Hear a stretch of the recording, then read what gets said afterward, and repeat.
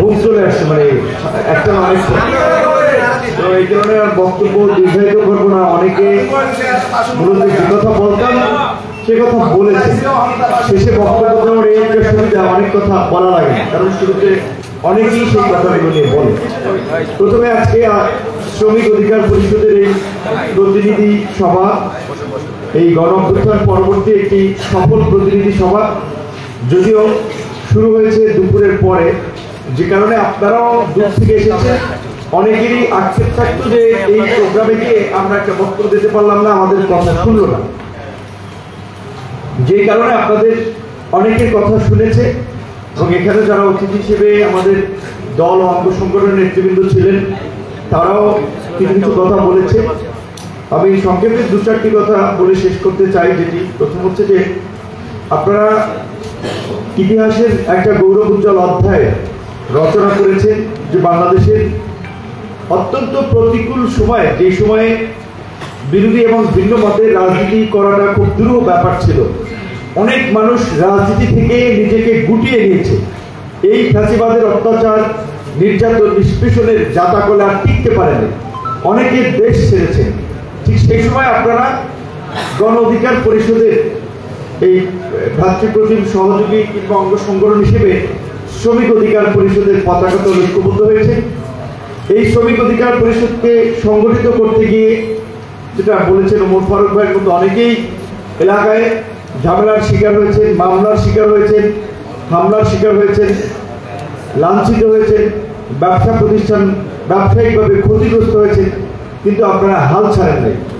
আপনারা হাল ছাড়েন নাই বিধায় কিন্তু আজকে এই পরিবর্তিত বাংলাদেশে গণ অধিকার পরিষদকে নিয়ে মানুষ স্বপ্ন দেখে, এবং এই যে আজকের পট পরিবর্তন, এই পরিবর্তন এখন অনেকের মতো ইতিহাস রচনা করবে, অনেকে মানে ভূমিকার কথা জাহির করবে, অনেক কথা বলবে, কিন্তু দেশের মানুষ জানে যে এই গণ অভ্যুত্থানের প্রেক্ষাপট তৈরিতে কারা ভূমিকা রেখেছে, কিভাবে গণ অভ্যুত্থান হয়েছে, কতটুকু কার কি ভূমিকা।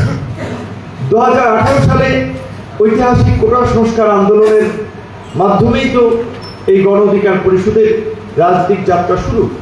ছাত্র অধিকার পরিষদ থেকে যুব অধিকার পরিষদ, শ্রমিক অধিকার পরিষদ, প্রবাসী অধিকার পরিষদ, পেশাজীবী অধিকার পরিষদ, এভাবে বেশ কয়েকটি অঙ্গ সংগঠন, এবং 2018 থেকে 19 সালের ডাকসু নির্বাচন, 19-এর পরে 21 সালে মূল দলের ঘোষণা, এবং এই যে আজকে ঢাকা বিশ্ববিদ্যালয়, জাহাঙ্গীরনগর বিশ্ববিদ্যালয়, রাজশাহী বিশ্ববিদ্যালয়, বিভিন্ন জায়গায় এই যে আন্দোলনটা সংগঠিত হয়েছে, আপনারা যদি দেখেন এই আন্দোলনের সংগঠনের ক্ষেত্রে, সংগঠিত করার ক্ষেত্রে গুরুত্বপূর্ণ ভূমিকা রেখেছে আমাদের সাথে কানেক্টেড আমাদের ভাই বোনেরা, ছাত্র যুবক তরুণরা। এবং এই ফ্যাসিবাদের আমলে এই ছাত্র অধিকার পরিষদ, এই যুব অধিকার পরিষদ, এই শ্রমিক অধিকার পরিষদই বুক চেপে লড়াই করাটা মানুষকে নতুন করে মনে করিয়ে দিয়েছে যে আমাদের অধিকার আদায়ের জন্য আমাদেরকে লড়াই করতে হবে। যেই কারণেই কিন্তু আমাদের দলের যে ঘোষণাপত্রের স্লোগান ছিল, জনতার অধিকার আমাদের অঙ্গীকার, আমাদের অঙ্গীকার দেশ হবে জনতার। যে জনগণের অধিকার নিয়েই আমরা রাজনীতি করতে চাই, জনগণের অধিকার বাস্তবায়নটাই আমাদের লক্ষ্য, এবং জনগণের রাষ্ট্র, যে বারবার বলছে যে আপনার রাষ্ট্রের মালিকানা জনগণের হাতে। আজকে আসলে আপনারা যেটা বলেছে, কোনো না কোনোভাবে হিসেব করলে সবাই শ্রমিক। আমাদের সরকার প্রধান, যদি আমরা ধরি প্রধানমন্ত্রী কিংবা প্রধান উপদেষ্টা, সে কিন্তু একটা বেতন দেয়। তার সরকার প্রধান হিসেবে সে যে রাষ্ট্রের জন্য শ্রম দেয়, সেটার জন্য একটা বেতন দেয়। হয়তো পদ পদবিতে কেউ প্রধান উপদেষ্টা, কেউ এমপি, কেউ মন্ত্রী, কেউ পুলিশ সুপার, কেউ ডিআইজি, কেউ সুপারভাইজার, বিভিন্ন ধরনের পদ পদবিতে, কিন্তু ঘুরে ফিরে আলটিমেটলি সবাই শ্রমিক। সুতরাং শ্রমিক অধিকার পরিষদ মানে যে শুধুমাত্র মানে হচ্ছে লাইক যে ডে লেবারার সে করবে, কিংবা শ্রমিক অধিকার পরিষদ মানে গাড়ি চালাইলে সেই করবে, কিংবা অল্প টাকা ইনকাম করলে করবে, এটা না। আমাদের বাংলাদেশেরই যদি বড় বড় শ্রমিক সংগঠনগুলোর দিকে দেখেন, বিএনপির সর্বোচ্চ ফোরাম তাদের স্থায়ী কমিটির সদস্য নজরুল ইসলাম খান, সিনিয়র মানুষ, মুক্তিযুদ্ধের সংগঠক এবং উচ্চশিক্ষিত, কিন্তু তিনি কিন্তু এই শ্রমিক দলকে সংগঠিত করা, শ্রমিক দলের প্রধান সমন্বয়করা সামগ্রিকভাবে কাজ করছেন এবং সাবেক প্রধানমন্ত্রী বেগম খালেদা জিয়ার সহকারী শামসুর রহমান শিমুল বিশ্বাস কিংবা আওয়ামী লীগের সময় ছিল শাহজাহান খান্দা। যদিও এটি ঠিক যে যারা শ্রমিক অধিকার পরিষদের দায়িত্বে থেকেছেন বা নেতৃত্বে ছিলেন, অনেকেই শ্রমিকদের স্বার্থ না দেখে নিজের স্বার্থ দেখেছেন। যে এই করোনাকালে আমরা দেখেছি যে এই যে বাস স্ট্যান্ড থেকে, টেম্পো স্ট্যান্ড থেকে প্রত্যেক দিন যে টাকা ওঠে, সারা দেশে মিলে কোটি কোটি টাকা ওঠে, শ্রমিকদের কল্যাণের কথা বলে এই টাকাটা উঠানো হয়, ড্রাইভারদের কল্যাণের কথা, কিন্তু এই টাকা কোন কল্যাণে ব্যয় করা হয় কোনো মায়ের পুত জানে না। সেখানে দিয়ে যায় কিন্তু জানে না, খোঁজ দেয় না। মাঝখানে আপনারা একটু নাড়াচাড়া দিয়েছিলেন, তাই অনেকে আপনাদের প্রতি ক্ষুব্ধ হয়েছিল, রুষ্ট হয়েছিল। কিন্তু আপনাদেরকে আমরা অনুরোধ করব, আজকের এই যে নতুন ইতিহাস বাংলাদেশের 53 বছরে এই ছাত্র যুব শ্রমিক এই অধিকার পরিষদের মাধ্যমে এই নতুন ইতিহাস রচিত হয়েছে। আজকে যদি এই গণঅভ্যুত্থানের প্রেক্ষাপট রচনা করে কেউ কলম লিখতে চায়, ইতিহাস লিখতে চায়, এই আমাদেরকে বাদ দিয়ে ইতিহাস লেখা সম্ভব না। এটির প্রথম সূত্রপাত আমরা করেছি এবং এই আন্দোলন করতে গিয়ে যে আমাদের অনেক নেতৃবৃন্দ এইখানে আহত হয়েছে, হামলার শিকার হয়েছে, নানানভাবে ক্ষতিগ্রস্ত হয়েছে। আমরা কখনোই শুধু আমাদের কথা বলি নাই, আমরা গোটা দেশের মানুষের কথা বলেছি। আমরা ইতিমধ্যে বলেছি এই জুলাই ঘোষণাপত্র যদি সরকারের পক্ষ থেকে দেওয়া হয়, সেখানে অবশ্যই এই জুলাই গণঅভ্যুত্থানের প্রেক্ষাপট তৈরিতে যে গত 15 বছরের একটা ধারাবাহিক আন্দোলন সংগ্রাম এবং সেই সংগ্রামে যারা ভূমিকা রেখেছে, এই যে আমাদের শ্রমিক নেতা রুবেল তার চোখ হারিয়েছে এই গণঅভ্যুত্থান তৈরিতে, শুধুমাত্র জুলাইয়ের গণঅভ্যুত্থানের আহত হয়েছে তাদেরকে ফান্ডিং করা, চিকিৎসা দেওয়া নিহত হয়েছে না, গত 15 বছরে এই আওয়ামী ফাঁসিবাদের বিরুদ্ধে যারা লড়াই করেছে তাদের ক্ষতিপূরণ দেওয়ার জন্য, যারা আহত হয়েছে তাদের ক্ষতিপূরণ দেওয়ার জন্য আমরা নতুন করে আমরা এই দাবি দেওয়া নিয়ে সরকারের কাছে তুলে ধরবো। সরকার যদি সেটা না মানে আমরা বাধ্য করব।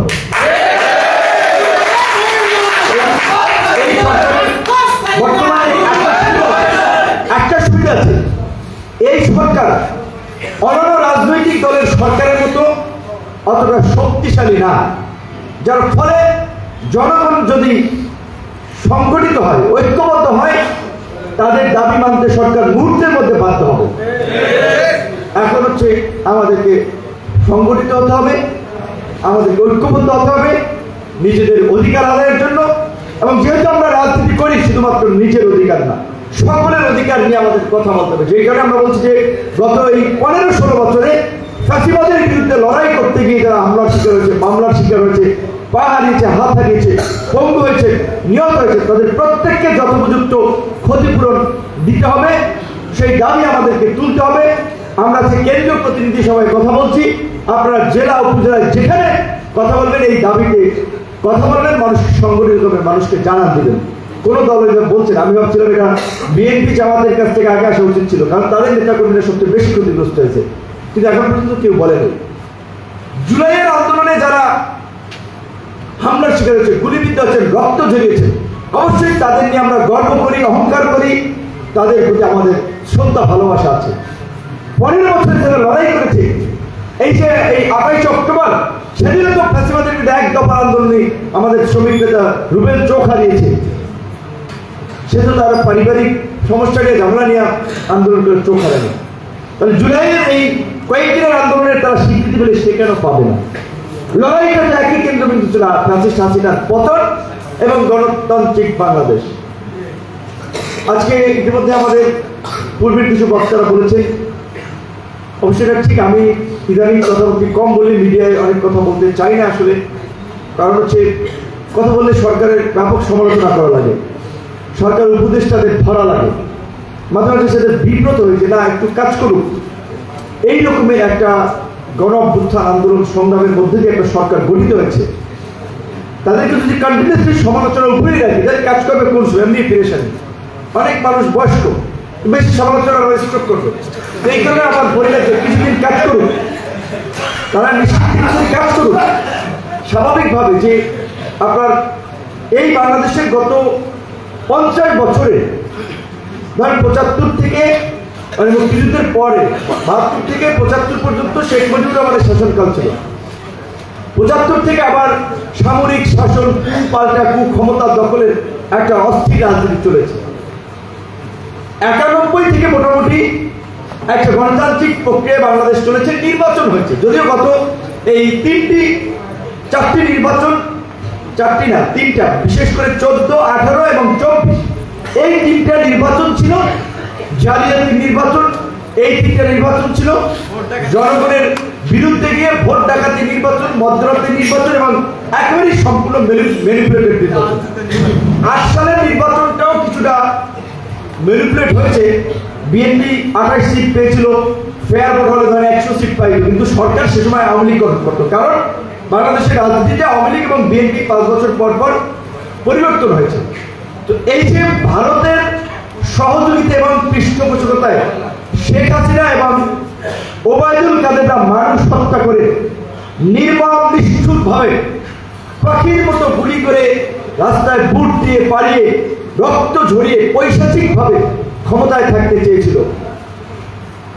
সেখানে এইবার যদি আমরা হাসিনার পতন না ঘটাতে পারতাম, এই দেশ যে কি হতো আল্লাহ মাহবুব জানে। আল্লাহ অশেষ রহমত আমরা পতন করতে পেরেছি।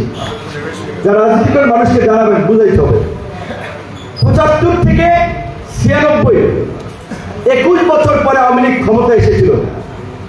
এসেই কিন্তু প্রথমবার তারা তাদের লোকজনকে ফাইন্যান্সিয়ালি এম্পাওয়ার করেছে বিভিন্নভাবে। ভারতের সাথে হাত মিলাইয়া 2008 সালে কিন্তু ক্ষমতায় তারা নির্বাচনের মাধ্যমে হইলে আসতো, বাস্তব কথা। কারণ 5 বছর পর ক্ষমতার পরিবর্তন হয়েছে, কিন্তু নিশ্চিত করার জন্য ভারতের সাথে হাত মিলে একটা ব্লু প্রিন্টের ক্ষমতা এসে এই ফ্যাসিবাদ কায়েম করেছিল। এবং কিভাবে মানুষকে ফাঁসি দিয়েছে বিচারের নামে প্রহসন করেছে। বাংলাদেশের মতো একটা সংখ্যাগরিষ্ঠ মুসলিম রাষ্ট্রে আলেম ওলামাদেরকে রশি পরাইয়া গরু ছাগলের মতো ঘুরাইছে। এখন আলেমরা সম্মানিত পাত্র, সবাই তাদের কাছে দোয়া আনতে চায়, কিন্তু তারা স্বরাষ্ট্রমন্ত্রী এই যে আসাদুজ্জামান খান কামাল ছিল, অনেক অনেক গালফুলা কামাল, সবসময় মালমন খেয়ে ডাল থাকতো, চাইতো হুজুরদের মুক্তির জন্য বাসার নিচে পায়চারি করতো, ঢোকার অনুমতি অনেকের ছিল না। তো আজকে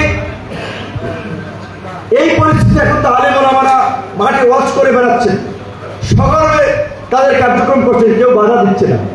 কিন্তু আওয়ামী লীগের আমলে কিন্তু এটা পারে না। বরং শাপলা চত্বরে যেভাবে কচুকাটা করেছিল, মোদী বিরোধী আন্দোলনে মেরেছিল, জেলে দিয়েছিল, এটি ছিল বাস্তব চিত্র।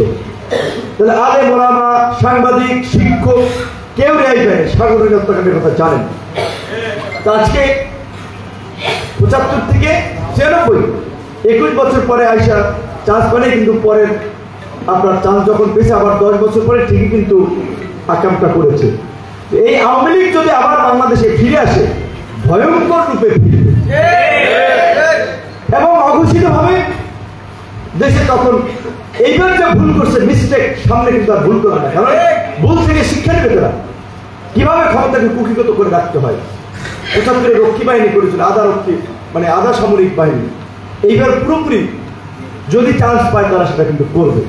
তাহলে এখন এই গণ অভ্যুত্থানের শক্তি সমূহ রাজনৈতিক দলের উচিত ছিল আওয়ামী লীগকে নির্মূল করার জন্য, এই ফাঁসিবাদকে নির্মূল করার জন্য এক এবং ঐক্যবদ্ধ হয়ে প্রথম 1 মাসের মধ্যে যারা গণহত্যায় জড়িত ছিল, যারা মিছিলে গুলি চালিয়েছিল, মানুষরা হামলা করেছিল, চিহ্নিত করে ওই শহীদ মিলের দ্বারা ডাইরেক্ট ব্রাশ মারতে কয়েক হাজার মানুষ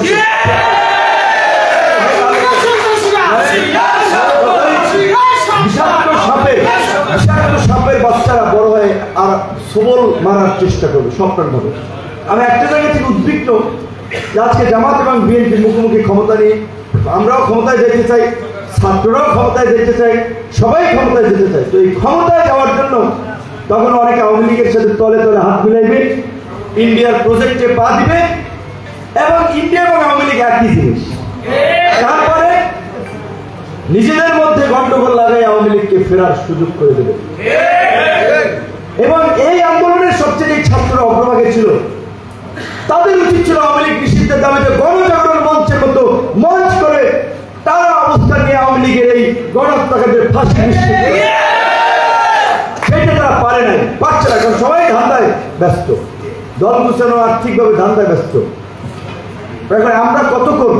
এই 7-8 বছরে মাইর খেয়ে ব্যবসা প্রতিষ্ঠান খুয়াইয়া আমরা বিয়ে করতে পারি না। অনেক লোকজন এখন কেউ ব্যবসা জগতে চাকরি বাকরি এখন আমরা তো সরকারি নেই, আমাদের লোকজন তো সেই স্পেসটুকু অনেক জায়গায় পায় না। তারপরেও 2টা কাজ করতে হবে। একটা কাজ পরিষ্কার ভাবে, এই সরকার যদি ছাত্রদের উপরেই কেবলমাত্র নির্ভরশীল হয়, অন্যদেরকে কোনো স্পেস না দেয়, তাহলে স্বাভাবিকভাবেই তারা এই বিভাজনটাকে আরো প্রসারিত করবে। সেইখানে আমাদের শক্তভাবে আওয়াজ তুলতে হবে এবং আর কিছুদিন দেখে সরকারের হাবভাব গতিগতি যদি ঠিক না হয়, তাহলে তো এই সরকার বিদায়ের জন্য আমাদেরও কথা বলতে হবে। পাশাপাশি একটা কাজ করতে হবে, যেটা উদ্যোগ আমরা প্রয়োজনে নেব। এই ফ্যাসিবাদ নির্মূল করার জন্য, গণহত্যাকারীদের বিচার এবং সর্বোচ্চ শাস্তি ফাঁসি নিশ্চিত করার জন্য প্রয়োজনে সারা বাংলাদেশ ব্যাপী গণ অধিকার পরিষদের এবং গণ অধিকার পরিষদের অঙ্গ সংগঠনের নেতৃত্বে নতুন করে একটা আন্দোলন করতে হবে। এখন কিন্তু মানুষ নতুন নেতৃত্ব, নতুন রাজনীতির প্রতি মুখিয়ে আছে। গতানুগতিক রাজনীতি এবং নেতাদের প্রতি মানুষের আস্থা নাই। 50 বছর তো দেখেছে, কোথায় বড় বড় তালপুকুর কাজের কিছু নাই। আমরা বলতে পারবো গণ অধিকার পরিষদ সরকারি পৃষ্ঠপোষকতায় তৈরি হয় নাই, ছাত্র যুব শ্রমিক অধিকার পরিষদ ধান্দাবাজি করে তৈরি হয় নাই, আন্দোলন সংগ্রামের অগ্নিগর্ভ থেকে লড়াই সংগ্রামের মধ্যে দিয়ে তৈরি হয়েছে। সারা দেশের মানুষের কাছে এই নিজেদের গৌরবান্বিত ইতিহাসকে তুলে ধরতে হবে। কেন গণ অধিকার পরিষদ করবে? শেখ হাসিনা বলে তো জাতীয় পার্টির মতো আমরাও সুযোগ সুবিধা নিতে পারতাম, কিন্তু আমরা নেই। আমরা অপোজিট ছিলাম। এখন সামনে জাতীয় নির্বাচন হবে, স্থানীয় নির্বাচন হবে। শ্রমিক অধিকার পরিষদ থেকে আমরা চাই আগামী সংসদের সংসদ সদস্য হিসেবে প্রার্থিতা করবে, উপজেলা নির্বাচনের প্রার্থিতা করবে, ইউনিয়ন পরিষদ নির্বাচনের প্রার্থিতা করবে। সেই জন্য নিজেদেরকে তৈরি করতে হবে। মানুষ এখন নিজেরা অনেকখানি সচেতন। সবাই 1 প্যাকেট বিড়ি কিংবা 5টা সিগারেট, একটা চা খাইয়া 500 টাকা দিলে ভোট দেবে, সেই পরিবেশটা কিন্তু এখন নাই। এবং আরো আপনাদেরকে সচেতন করে তুলতে হবে যে 500-1000 টাকা নিয়ে এলাকার খারাপ একটা মানুষকে নেতৃত্বে বসাবেন কিনা, উপজেলা, ইউনিয়নে, পৌরসভায়। আর একটা ভালো মানুষকে যদি বসান, 5 বছর সেই মানুষটা এলাকার জন্য কাজ করতে পারবে। এখন আপনারা নেতৃত্ব দেবেন, আপনাদের মধ্যে যদি সেই ধরনের আপনার দৃষ্টান্ত না থাকে, তাহলে আপনাদের ডাকে তো মানুষ আসবে না, আপনাদের নেতৃত্ব মানুষ কেন মানবে? তো আপনারা সারা দেশের নেতৃবৃন্দ ছিলেন, সেই জন্য জাতীয় আন্তর্জাতিক প্রেক্ষাপটে কিছু কথা বলেছি যে আপনারা এই রাজনৈতিক আহ্বানটা, গণ অধিকার পরিষদের ইতিহাস, বর্তমান রাজনৈতিক প্রাসঙ্গিকতা তুলে ধরতে পারেন যে একমাত্র গণ অধিকার পরিষদের কারণে এই গণ অভ্যুত্থান হয়েছে। কারণ গণ অভ্যুত্থান যদি এই 18 সংস্কার আন্দোলন না হলে 24 হতো না, আর এই কোনো সংস্কার আন্দোলন না হলে এই গণ অভ্যুত্থান এইভাবে। এই গণ অভ্যুত্থানের মাধ্যমে সরকার গঠিত উপদেষ্টা থেকে শুরু করে অনেক ছাত্র নেতা যাদের গণ অধিকার পরিষদ তৈরি করেছে, এবং গণ অধিকার পরিষদ তো গণ অধিকার পরিষদ অঙ্গ সংগঠন ছাত্র যুব শ্রমিক অধিকার পরিষদ নিয়েই গণ অধিকার পরিষদ। আমরা বলেছিলাম 2 বারের বেশি কেউ প্রধানমন্ত্রী থাকতে পারবে না, একই ব্যক্তি দলীয় প্রধান এবং সরকার প্রধান থাকতে পারবে না। কারণ যখন আপনি একটা দলকে লিড করেন, আপনি ওই দলের প্রতি কমিটেড, ওই দলের নেতাদের ছোট কোনো অন্যায়কে আপনার স্বাভাবিকভাবে ক্ষমা করতে হবে। আর রাষ্ট্রীয় পর্যায়ে থাকলে আপনার নিরপেক্ষভাবে দেখতে হবে। এরকম অনেকগুলো ইস্যু আছে যে কারণে আমরা বলছি যে দলীয় প্রধান মানে দলের সরকার প্রধান সারা দেশের মানুষের এই মূল্যবোধটা যেন আমাদের মধ্যে তৈরি, এটা একমাত্র গণ অধিকার পরিষদ তার ঘোষণাপত্রে বলেছে। এখন সবাই সেটা নিচ্ছে যে হ্যাঁ 2 বারের বেশি প্রধানমন্ত্রী থাকতে পারবে, কিন্তু আমরা কিন্তু 21 সালে এটা ঘোষণাপত্র দিয়েছি। সংখ্যানুপাতিক নির্বাচনের কথা এখন ব্যাপকভাবে আলোচনা হচ্ছে। আমরা কিন্তু 21 সালেই বলেছিলাম ভারসাম্যপূর্ণ সংসদের জন্য আনুপাতিক নির্বাচন, এক দলের কর্তৃত্ব ঠেকানোর জন্য কিংবা কোনো দলের আধিপত্য ঠেকানোর জন্য সবচেয়ে ভালো পদ্ধতি হচ্ছে আনুপাতিক নির্বাচন। কারণ কোনো দল এককভাবে বাংলাদেশে ক্ষমতায় যেতে পারবে না। ক্ষমতায় যাওয়ার জন্য অন্যদের উপর নির্ভরশীল হতে হবে, স্বাভাবিকভাবে তার চেহারা এবং চরিত্র বদল করতে হবে, পুরনো চেহারা চরিত্র দিতে হবে না, এবং প্রত্যেক দলের মূল্যায়ন থাকবে। এরকম বেশ কিছু সংস্কারের কথা, সংবিধান সংস্কার, 70 নম্বর অনুচ্ছেদের সংস্কার, মানুষের বাংলাদেশের মতো একটা জনবহুল রাষ্ট্রের নাগরিকদের চিকিৎসার ব্যয় যেন রাষ্ট্র মেটায়, চিকিৎসা সেবা যেন রাষ্ট্র নিশ্চিত করতে পারে, সার্বজনীন স্বাস্থ্য সেবা, সকলের জন্য শিক্ষা, নিম্ন আয়ের মানুষের জন্য আপনার এই রেশনিং ব্যবস্থা, এগুলো কিন্তু আমরা আমাদের ঘোষণাপত্র বলেছি। অনেকে পড়েন নাই, কিন্তু ওই সময় টেলিভিশন এত প্রচারণা আমাদের কাভারেজ দেয়নি, যেগুলো এটা হাইলাইটস হয়নি। এখন এটা মানুষকে জানাতে হবে যে গণ অধিকার পরিষদ 2021 সালের চিন্তা ভাবনা করে এইটা আপনাদের উদ্দেশ্যে দিয়েছিল। আমরা বলেছিলাম যে দলের মধ্যে যদি গণতান্ত্রিক চর্চা না থাকে, তারা কিভাবে দেশে গণতন্ত্র উপহার দেবে। আমাদের দল এবং অঙ্গ সংগঠন দেখেছেন নেতৃত্ব নির্বাচনে গণতান্ত্রিক প্রক্রিয়া, ছাত্র এবং যুব অধিকার দুইটা অলরেডি কাউন্সিল হয়েছে। শ্রমিক অধিকার পরিষদ ওইভাবে প্রতিযোগী ছিল না, যেই কারণে আমরা কাউন্সিল দেইনি। এখন যেহেতু আপনারা অনেকেই বলছেন কাউন্সিলের মধ্যে দিয়ে নেতৃত্ব নির্বাচন করবেন, আমরা আপনাদের এই দাবিকে আমরা সম্মান এবং শ্রদ্ধা জানিয়ে আমরা কাউন্সিলের মাধ্যমে নেতৃত্ব নির্বাচন করি। আজকে 12ই জানুয়ারি আমরা হিসাব কিতাব করতে আগামী 7 ফেব্রুয়ারি শুক্রবার ইনশাআল্লাহ শ্রমিক